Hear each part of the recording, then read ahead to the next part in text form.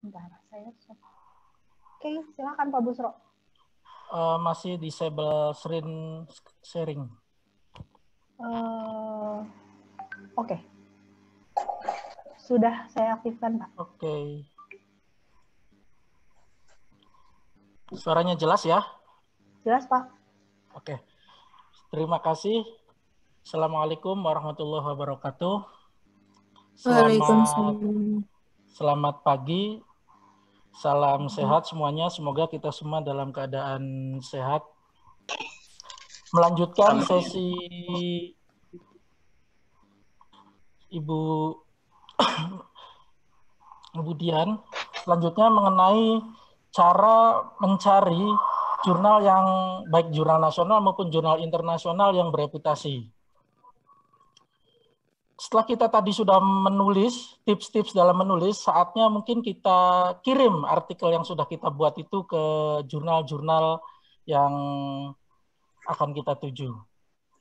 Sebelumnya, kenalkan, barangkali ada yang belum kenal, Busro dari Fakultas Usuluddin, UIN Sunan Gunung Jati, Bandung.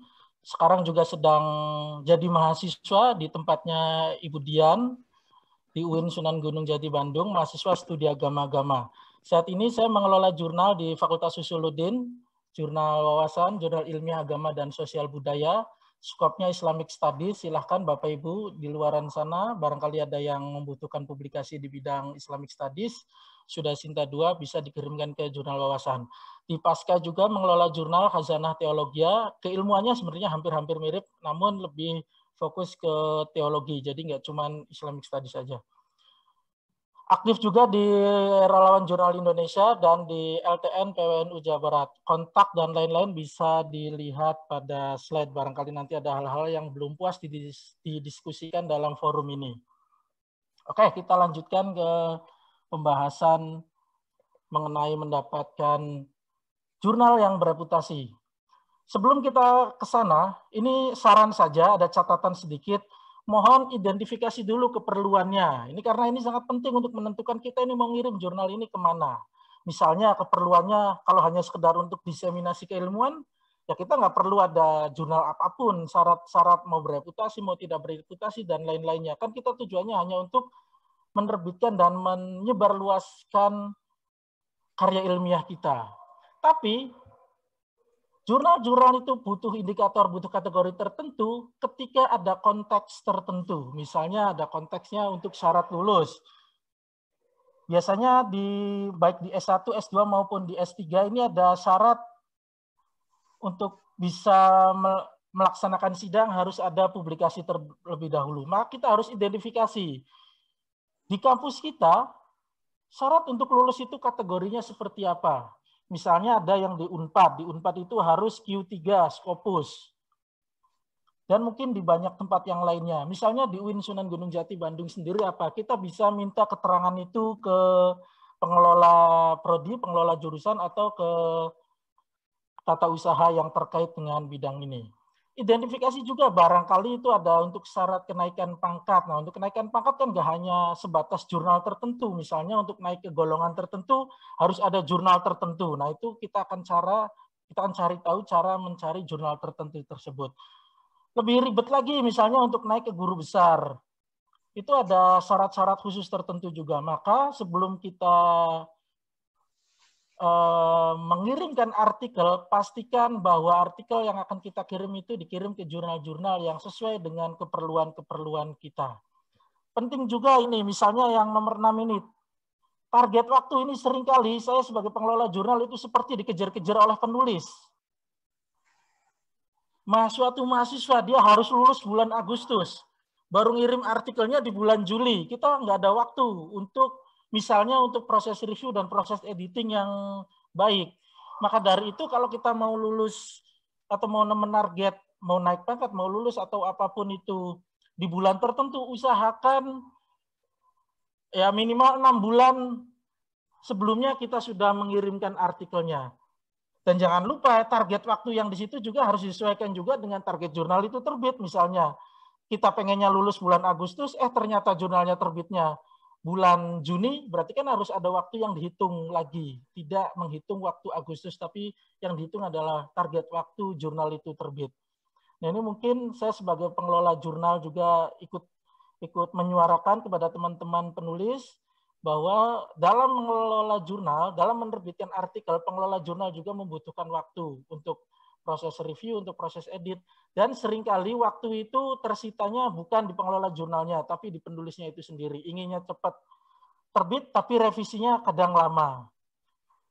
Oke, kita lanjutkan ke sini. Nah, sebenarnya sih identifikasi jurnal ini, klasifikasi ini ada di konteks tadi. Misalnya untuk syarat lulus, dia harus di jurnal apa? Jurnal nasional atau jurnal nasional terakreditasi. Kalau untuk guru besar misalnya harus jurnal internasional atau jurnal internasional bereputasi. Nah, kita harus baca sendiri aturan-aturan tersebut. Namun secara umum, klasifikasi jurnal itu kita bedakan menjadi beberapa klasifikasi berikut. Ada yang disebut jurnal nasional. Sebenarnya ada lagi di bawah jurnal nasional, yaitu jurnal lokal, tapi kita nggak enak. Kita sebut saja ada jurnal nasional, ada jurnal nasional terakreditasi, berarti beda. Nggak hanya jurnal nasional saja, ternyata ada juga jurnal nasional yang terakreditasi. Ada jurnal internasional, ada juga jurnal internasional bereputasi. Nah, pembedaan pengertian-pengertian ini penting untuk kita pahami sebagai penulis agar sesuai dengan kebutuhan kita. Apa dalilnya pembagian-pembagian ini? Seringkali ini banyak yang nanya, itu dari mana itu pembagiannya? Kita bisa merujuk ke salah satunya ya, salah satunya ke Permenristek Dikti nomor 20 tahun 2017. Sebenarnya permen ini dikeluarkan untuk mengatur tagihan-tagihan untuk lektor kepala dan guru besar. Namun pada bagian lampirannya itu di sana menyebutkan juga kriteria-kriteria jurnal berdasarkan tagihan-tagihan tersebut. Oke, tadi sudah disinggung bahwa jurnal itu ada yang disebut jurnal nasional. Nasional saja ini, masih belum terakreditasi, tapi nasional. Jurnal nasional, nah kita lihat lagi berarti kebutuhan kita. Misalnya untuk lulus S1 misalnya ini, Bapak Ibu bisa dicek kembali aturannya. Lulus S1 misalnya yang penting terbit di jurnal nasional saja, tidak perlu terakreditasi. Maka jurnal jenis ini yang harus kita cari. Yaitu kriterianya adalah memiliki ISSN. Ini yang penting. Kemudian tersedia juga terbitan versi online-nya.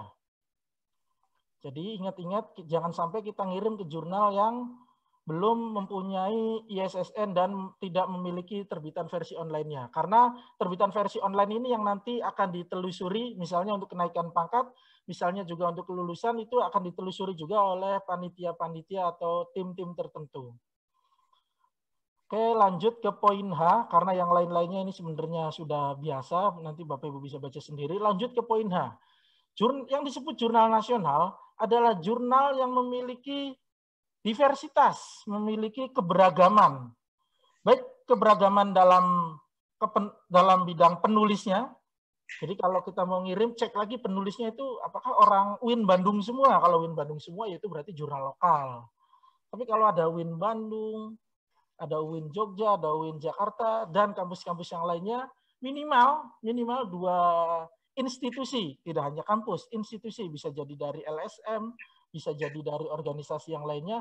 Kalau terdiri dari minimal 2 institusi yang berbeda, penulisnya dan juga dewan editornya, maka itu layak disebut sebagai jurnal nasional. Ini tingkat terendah sebenarnya jurnal nasional. Sebenarnya ada yang lebih rendah lagi ya, kalau masih satu institusi, misalnya penulisnya atau editornya masih dari satu institusi yang sama, berarti itu belum disebut jurnal nasional, berarti masih jurnal lokal. Maka kita sendiri harus bisa meneliti suatu jurnal yang akan kita sasar.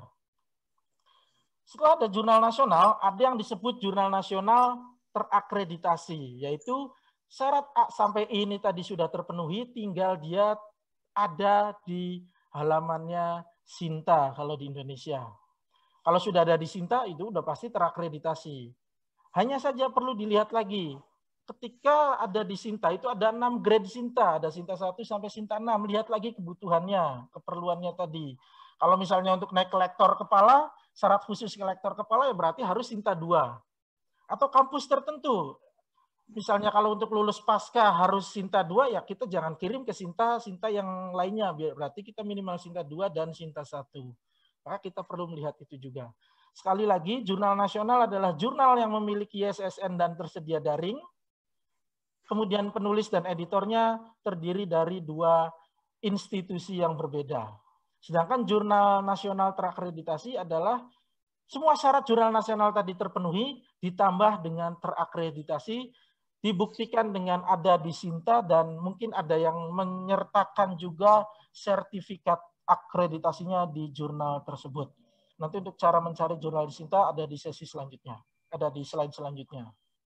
Oke, kita lanjut ke jurnal internasional. Menurut Permenristek yang sama, bahwa yang disebut jurnal internasional itu adalah ISSN tentu, tersedia online tentu. Ini yang saya highlight saja, yang mungkin jadi pembeda yang penting. Jurnal internasional disebut internasional, suatu jurnal disebut jurnal internasional ketika dari sisi bahasa menggunakan bahasa resmi PBB. Jadi tidak hanya Inggris yang disebut jurnal internasional itu bahasanya, tapi bisa juga berbahasa Arab, berbahasa Prancis, Rusia, Spanyol, atau bahasa Tiongkok. Itu baru dari sisi bahasa. Kemudian dari sisi redaksi dan penulis, itu juga sama ada diversitas. Kalau jurnal nasional itu keberagamannya, diversitasnya, kemajemukannya itu berasal dari 2 afiliasi dari sisi penulis, maka untuk jurnal internasional dari sisi penulis itu dari 2 negara yang berbeda. Sedangkan dari sisi tim redaksi, dari sisi editorial board dan reviewer, itu terdiri dari 4 negara yang berbeda. Kemudian ditambah lagi, kalau ini ada kaitannya dengan Permenristek, itu jurnal internasional juga selain syarat yang tadi juga minimal sudah terakreditasi B, tapi sudah menggunakan bahasa Inggris dan lain-lain sebagainya yang syarat sebelumnya tadi, dan sudah terindeks di DOAJ dengan indikator green tick. Itu juga disebut jurnal internasional.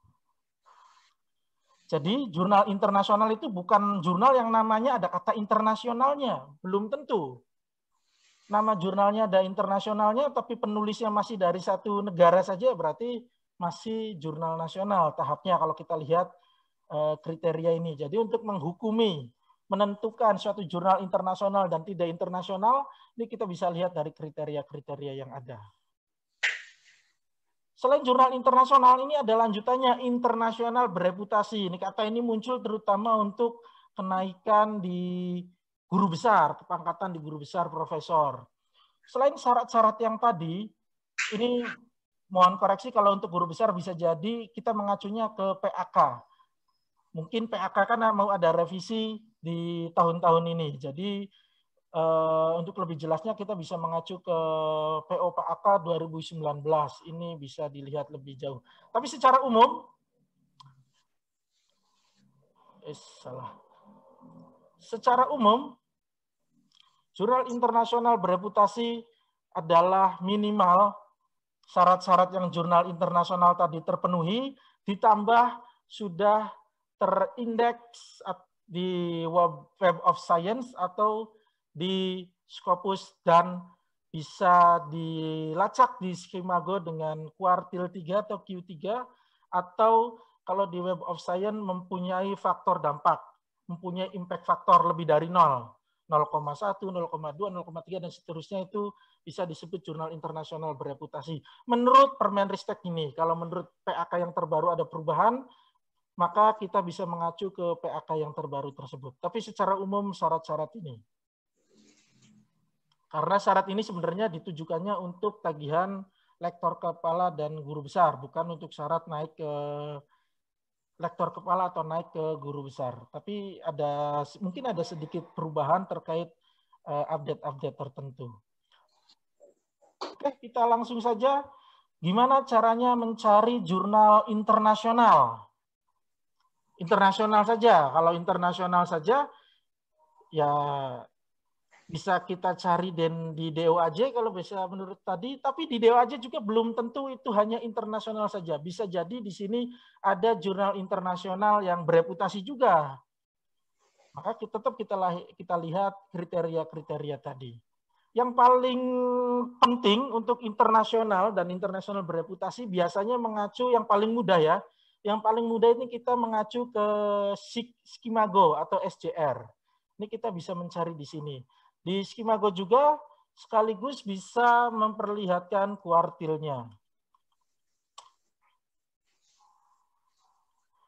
Di sini, kalau kita sudah punya sasaran jurnal, nama jurnalnya sudah ada yang merekomendasikan, kita tinggal cari saja jurnalnya di sini.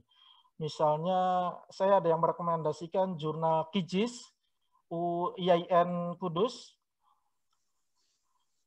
ditulis saja. Kudus misalnya, bisa nama lengkapnya.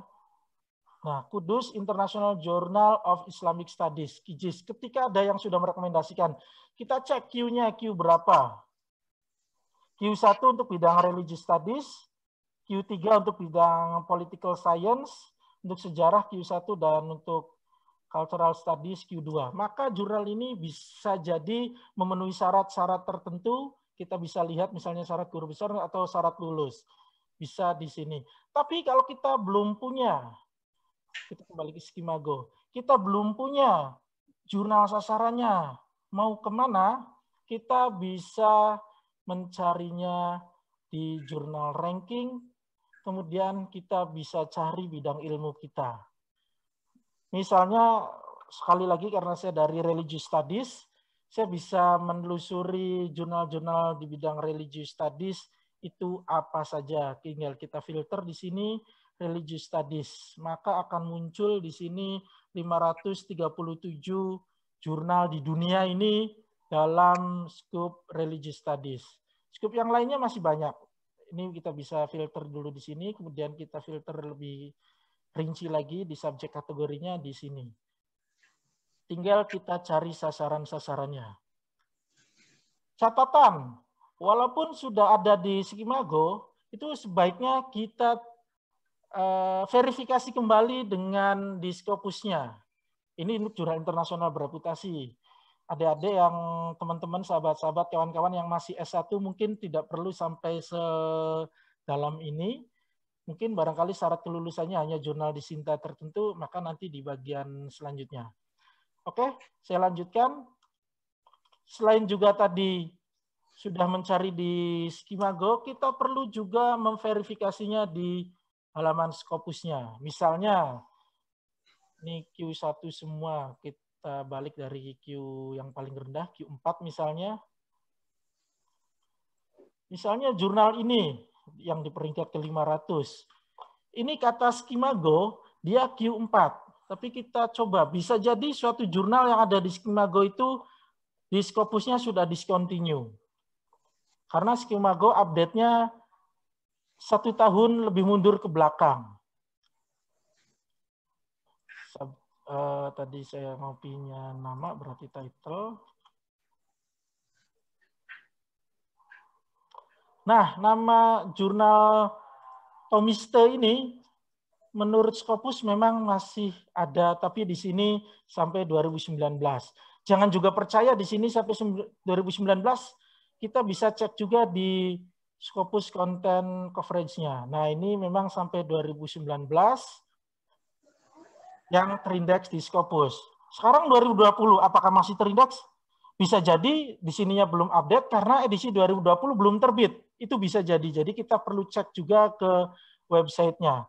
Tapi yang perlu kita lihat di sini, ini untuk juga menghindari jurnal yang dianggap predator oleh tim tertentu. Ini kita bisa lihat histori publish dokumennya. Ini memiliki histori yang bagus. Setahun hanya 22, tahun sebelumnya 21, 17, dan lain-lainnya. Ada jurnal yang setelah terindeks Scopus, itu di sini yang melejit sampai ribuan. Bukan, saya tidak menghukumi jurnal yang seperti itu jadi jurnal yang buruk. Tapi hati-hati saja ketika Bapak Ibu butuh publikasinya untuk kepentingan tertentu yang membutuhkan pengecekan pemeriksaan yang lebih detail. Misalnya, mohon maaf, ini mungkin yang kepikiran di saya itu jurnal psikososial. Psikososial jurnal. Ini jurnal yang laris manis di Indonesia. Banyak penulis-penulis Indonesianya. Kita juga bisa, misalnya ada teman kita, ada kolega kita menyarankan untuk menerbitkan artikelnya di jurnal psikososial ini. Ini paling banyak disarankan teman-teman juga. Ya nggak salah juga terbit di sini kalau memang kebutuhannya tidak berhubungan dengan hal-hal tertentu. Misalnya untuk menjadi guru besar. Ya hindari jurnal-jurnal yang memiliki histori yang publikasi yang melambung tinggi di tahun-tahun tertentu. Ini saya tidak menghukumi jurnal ini, saya hanya untuk menunjukkan bahwa ada jurnal yang melambung tinggi tersebut. Jurnal ini kita bisa cek pertama di Skimago untuk mencari ini Q berapa. Ya, ada di Skimago. Ini Q4. Kita bisa konfirmasi ke Scopus Preview bagian sources. Ini bagian sources dan author source ini tidak perlu untuk berlangganan. Ini bisa terlihat saya tidak login bahkan. Tadi YSSN, fine. Ini masih juga tersedia di scopus.com, artinya masih terindeks present sampai hari ini. Tapi kita perlu cek, jangan hanya kita percaya di sini. Ini untuk kebutuhan tertentu, tapi kalau nggak ada kebutuhan lain-lain, ya lanjutkan. Kita bisa lihat, psikososial 2016 ini mungkin masih dikelola biasa, hanya 12 dokumen dalam 1 tahun. Mungkin 2 kali terbit, 6 artikel 2017, dia berubah jadi 25, masih agak wajar, mungkin karena kontributornya mulai meningkat 2020 hari ini masih bulan Juni sudah 4.000 dokumen yang sudah ada di psikososial. Untuk kebutuhan tertentu yang pemeriksaannya lebih ketat, sebaiknya hanya saran, bukan untuk melarang, hindari. Sebaiknya hindari, tapi kalau nggak ada kebutuhan-kebutuhan yang lain, Anda untuk melatih bahwa tulisan kita itu layak atau tidak, silahkan untuk dikirim ke sini. Ini ada salah satu contoh, dan banyak contoh-contoh yang lainnya. Dalam kesempatan ini belum bisa untuk sharing semuanya karena keterbatasan waktu. Jadi, untuk mencari jurnal internasional, sekaligus internasional bereputasi, mungkin bisa kita nyari di Web of Science. Untuk di Scopus, untuk di Web of Science, karena harus memiliki akses tertentu, maka tidak bisa saya sharing dalam kesempatan kali ini. Ini yang tadi. Jadi di Scopus juga seperti di Skimago, tadi lupa saya sampaikan, kalau kita belum punya sasaran, kita bisa juga mencarinya berdasarkan subjek area tertentu. Kita tulis di sini saja, misalnya politik. Ini apply di sini, ini bidangnya Pak Andi dari FISIP. Mungkin kita bisa nyari di sini juga. Jadi selain di Skimago juga bisa mencari, di Scopus juga bisa mencari. Scopus juga sekaligus untuk memverifikasi apakah suatu jurnal itu memang masih ada di Scopus. Karena bisa jadi di Skimago masih tayang, tapi di Scopus sudah discontinue istilahnya. Oke, saya lanjutkan lagi. Untuk jurnal nasional, bisa kita cari di Garuda atau di Moraref. Jurnal nasional saja. Walaupun di dalamnya bisa jadi di Garuda dan di Moraref ini ada jurnal internasional, bahkan jurnal internasional bereputasi. Bisa jadi ada. Tapi kalau hanya sekedar untuk nyari jurnal nasional saja, bisa nyari di 2 mesin pencari ini. Karena misalnya jurnal yang belum terakreditasi itu kan syarat pertamanya dia harus terindeks Garuda. Jadi bisa jadi ada jurnal di Garuda tapi belum terakreditasi karena masih diproses. Begitupun juga ada di Moraref. Tapi umumnya sudah terakreditasi di sini juga ada, yang sudah internasional juga banyak, yang sudah internasional bereputasi pun sebenarnya ada. Jadi nggak juga kalau di sini isinya jurnal nasional saja, itu nggak juga. Tapi untuk sekedar mencari, karena di sini bisa juga banyak yang tidak terakreditasi, bisa di laman ini terlebih dahulu.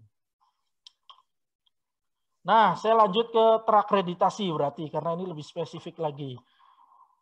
Jurnal nasional terakreditasi, cara mencarinya sekarang sudah mudah, karena sudah disediakan oleh Ristek bahwa jurnal-jurnal yang sudah terakreditasi, terindeks Sinta, terakreditasi Sinta, itu sudah didisplay di laman ini, sinta.ristekprint/jurnal. Kita bisa mencarinya sendiri, misalnya Bapak Ibu yang dari bidang ekonomi, mau cari jurnal ekonomi, sasaran saya itu cukup Sinta 4 saja misalnya. Tulis saja dulu di sini ekonomi. Sebagai catatan, pencarian di sini bukan pencarian berdasarkan bidang ilmu, tapi pencarian di sini berdasarkan nama jurnalnya. Jadi barangkali ada nama jurnal di luaran sana yang ada kata ekonominya, ya mau nggak mau, masa ada kata ekonominya dari bidang hukum, kan nggak juga. Maka minimal kita cari yang ada kata ekonominya dulu. Nah, di sini sudah kelihatan ada Sinta 1 bahkan ini ekonomi. Tapi kan sasaran kita minimal Sinta 4 katanya. Syaratnya untuk lulus. Ya udah kita bisa filter di sini Sinta 4. Udah ada forum ekonomi, jurnal bla bla bla bla. Ini kalau pencarian di sini berdasarkan kata ekonominya. Tapi kalau pencariannya mau berdasarkan bidang ilmu, bisa juga ini nih. Ini kan ada hasil pencarian, di sini kan ada bidang ilmunya. Ekonomi. Klik saja ini. Maka di sini ada semua jurnal yang bisa jadi nggak ada kata ekonominya di namanya. Ini kan nggak ada. Kalau nggak ada ekonominya, kemudian kita hanya menuliskan di sini kata ekonomi, jurnal dinamika akuntansi ini nggak akan kena. Karena di sini pemfilterannya, pencariannya hanya berdasarkan nama. Tapi kalau mau berdasarkan skupnya, ya kita klik yang di bagian ininya. Ini hanya untuk mancing saja, di sini mancing saja, misalnya saya bidang agama, religion, agama dulu deh. Agama, ada banyak, nah ini ada education, nah ini ada religion, kita hanya untuk mancing saja di sini, baru klik ini religion, bisa seperti itu. Ada, nah walaupun ini jurnal terakreditasi nasional, di sini pun ada yang sudah Scopus, ada cirinya juga. Nasional dan Scopus, dan lain-lainnya. Oke, kembali ke slide dulu. Nah ini sebelum ada yang nanya, mungkin saya bisa kasih gambaran awal. Ada juga jurnal itu yang disebut jurnal predator atau yang dianggap tidak bereputasi. Apa pengertiannya? Wah, ada banyak pengertian tergantung kepentingan konteks tertentu. Tapi secara umum, jurnal predator atau jurnal yang dianggap tidak bereputasi itu adalah jurnal yang tidak dikelola dengan baik berdasarkan praktek-praktek etika-etika publikasi. Secara umum seperti itu.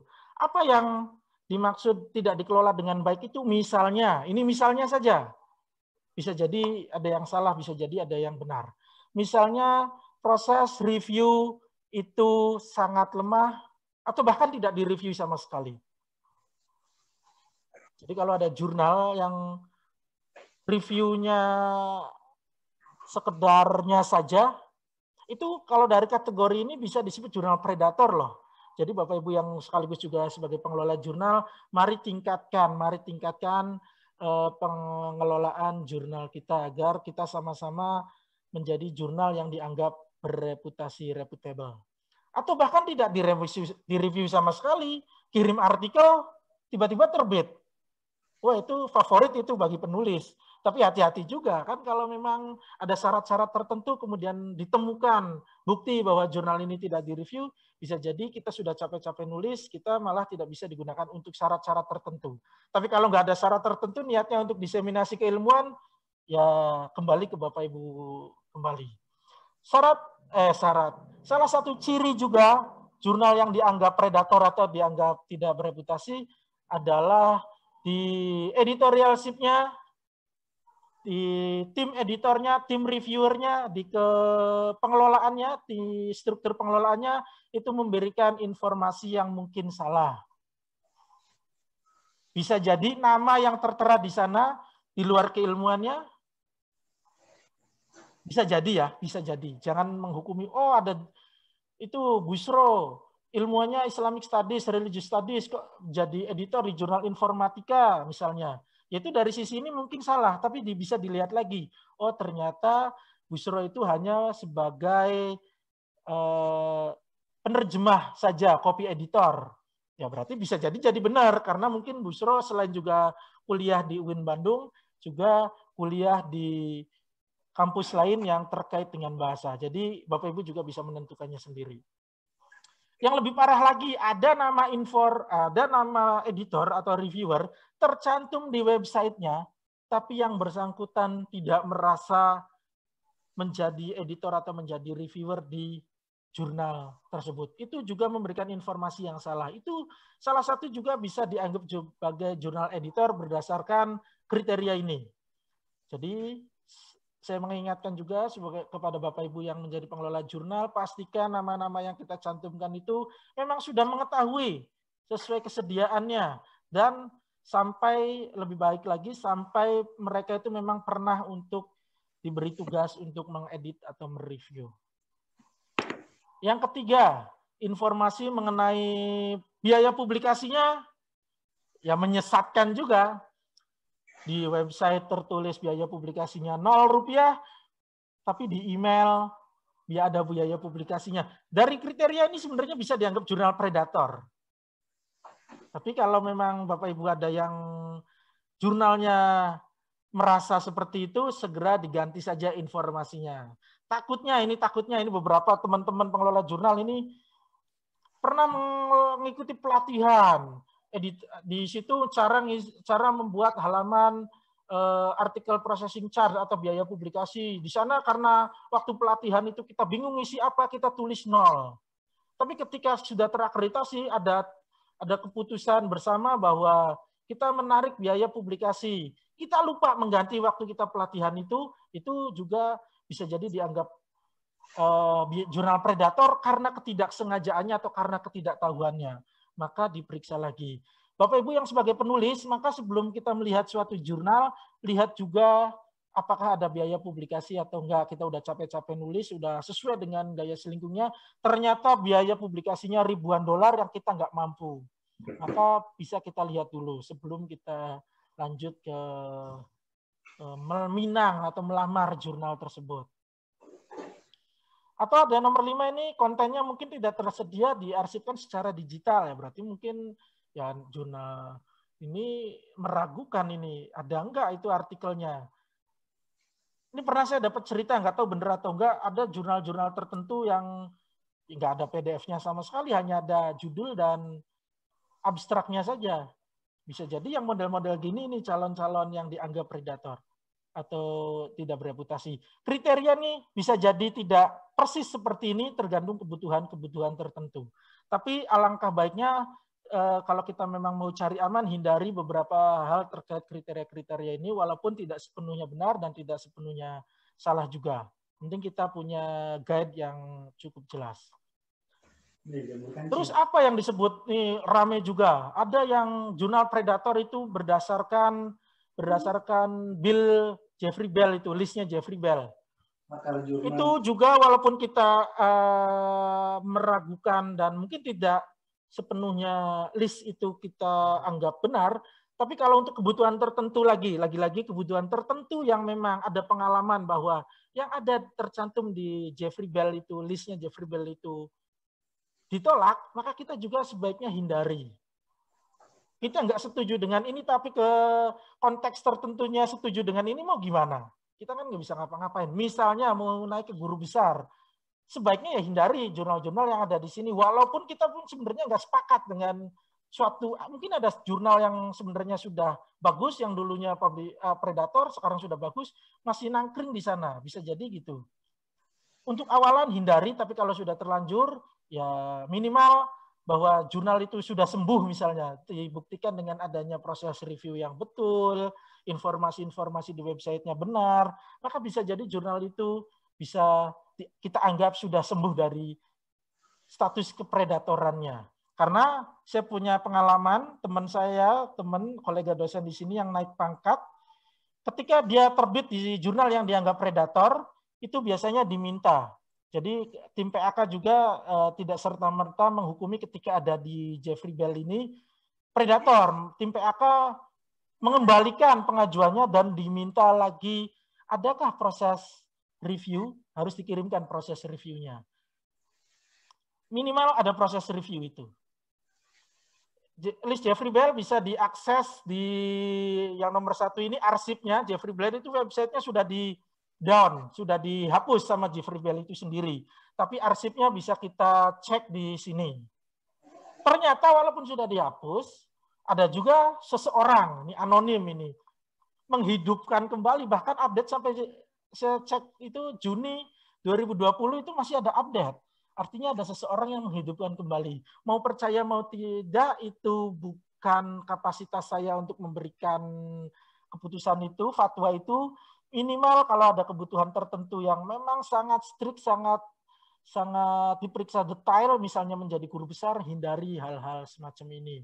Tapi kalau sekali lagi kalau kebutuhannya hanya diseminasi keilmuan, ya lahap aja apapun jurnalnya, kirim-kirim saja. Kan tujuan kita adalah menyebarkan ilmu pengetahuan sebanyak mungkin, seluas mungkin.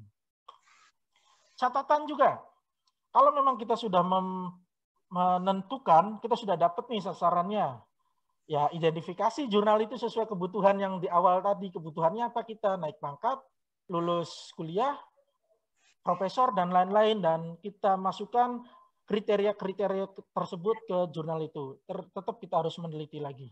Yang nomor 2, lihat APC, artikel publication charge, processing charge, atau apapun itu namanya, yang biasa kita sebut bayarnya berapa kalau mau terbit di jurnal itu. Nah, kita lihat dulu. Jangan-jangan kita udah capek-capek ngikutin yang lain, seperti yang saya ceritakan tadi, ternyata nggak mampu bayarnya. Ya, maka kita cari jurnal lain yang mungkin biaya publikasinya lebih murah atau memang yang gratis. Kalau sudah menentukan sampai nomor 2 ini, kita udah cocok nih ke suatu jurnal. Lihat atau panduan penulisannya. Sesuaikan artikel kita dengan gaya selingkung berdasarkan panduan penulisan jurnal itu. Susunan struktur pembabannya seperti apa, strukturnya, introduction, ada metodenya enggak? Oh, ada metodenya. Ya kita buat subsection sendiri metode. Oh, ternyata metodenya digabung dengan pendahuluan di introduction, ya kita buat itu. Lihat, semuanya lengkap biasanya. Suatu jurnal itu menginformasikan panduan untuk penulisnya. Style citasinya apa yang nanti akan dibahas di sesi setelah ini, pakai Mendeley itu style citasinya apa, pakai APA, IEEE, Chicago, dan sebagainya, itu kita lihat di sana. Sudah cocok, semuanya sudah pas sih, kita bisa. Lihat lagi yang nomor 4 ini, pelajari artikel yang sudah terbit di sana. Tujuannya apa? Tujuannya pertama untuk mengukur artikel kita kira-kira levelnya sama nggak dengan artikel-artikel yang sudah terbit. Wah, artikel kita ini lebih baik dari artikel-artikel yang sudah terbit di situ, maka lanjut. Wah, artikel kita kayaknya kurang bagus deh, karena di sana kok levelnya sampai tinggi gitu misalnya. Ya maka bisa kita cari juga yang lainnya. Dengan mempelajari artikel juga, kita bisa melihat juga artikel-artikel yang mungkin temanya serupa, temanya berkaitan dengan artikel kita. Kita baca di sana. Jangan sampai kita ngirim artikel, temanya mungkin sama dengan artikel yang sudah terbit. Kalau memang beda, ya berarti artikel yang mungkin berkaitan tapi memang beda itu berarti nanti kita harus kita kutip di sana. Artinya kita berarti sudah mempelajari betul-betul jurnal sasaran kita. Dengan kita membaca artikel yang sudah terbit, kita mendapatkan beberapa hal. Mengukur level ukuran artikel kita, dan yang kedua mungkin bisa juga mensitasi beberapa artikel yang berkaitan dari jurnal yang sudah terbit tersebut. Itu diperlukan sebenarnya untuk editor. Kalau kita lihat QQ itu salah satunya adalah dari sitasi, jumlah sitasi juga. Akreditasi juga melihat jumlah sitasi juga. Kalau kita nggak baca, kita seperti tidak terkait dengan jurnal itu. Karena kita kok mau ngirim kok langsung kirim-kirim saja. Saya pengalaman juga, menceritakan pengalaman ini sebagai pengelola jurnal. Jurnal yang saya kelola, jurnal wawasan, ini saya kasih tunjukkan saja.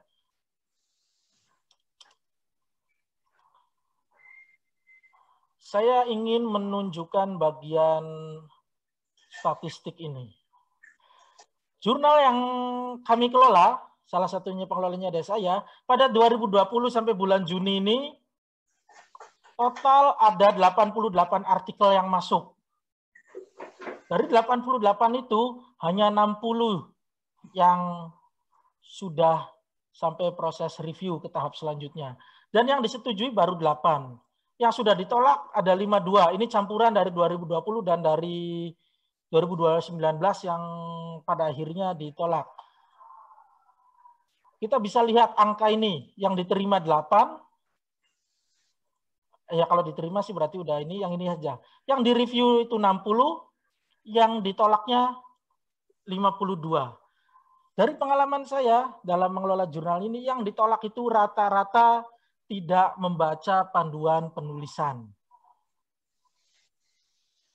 Semaunya sendiri menulisnya, padahal jurnal sudah menyediakan panduannya dengan lengkap. Itu pertama, rata-rata yang ditolak itu penulis tidak melihat panduan penulisan. Yang kedua, penulis tidak melihat juga fokus and scope. Banyak jurnal-jurnal yang terkait dengan pendidikan Islam dikirim ke jurnal ini. Padahal di sini kita menetapkan bahwa pendidikan Islam itu tidak termasuk salah satu scope di sini. Itu juga perlu diperhatikan Bapak Ibu dalam memilih jurnal. Lihat scope-nya, lihat panduan penulisannya. Dan yang ketiga, rata-rata yang paling banyak ditolak juga karena sisi similarity yang sangat tinggi. Bukan plagiarisme, tapi similarity yang sangat tinggi. Dan tingginya itu setelah kita baca, setelah kita teliti, itu tinggi yang tidak wajar untuk kita exclude misalnya. Karena ada yang wajar juga untuk kita exclude, kita kecualikan. Misalnya ayat Quran, undang-undang, dan sebagainya. Kembali ke sini. Oke, karena udah selesai berarti. Udah nggak ada lagi tuh, belum diganti bahkan slide terakhirnya. Oke, terima kasih. Mungkin sampai di sini saja pembahasan dari saya. Nanti sisanya mungkin bisa didiskusikan di forum yang nanti diberikan oleh panitia. Terima kasih. Saya kembalikan ke Ibu Dian atau Ibu Dina. Mangga. Assalamualaikum warahmatullahi wabarakatuh.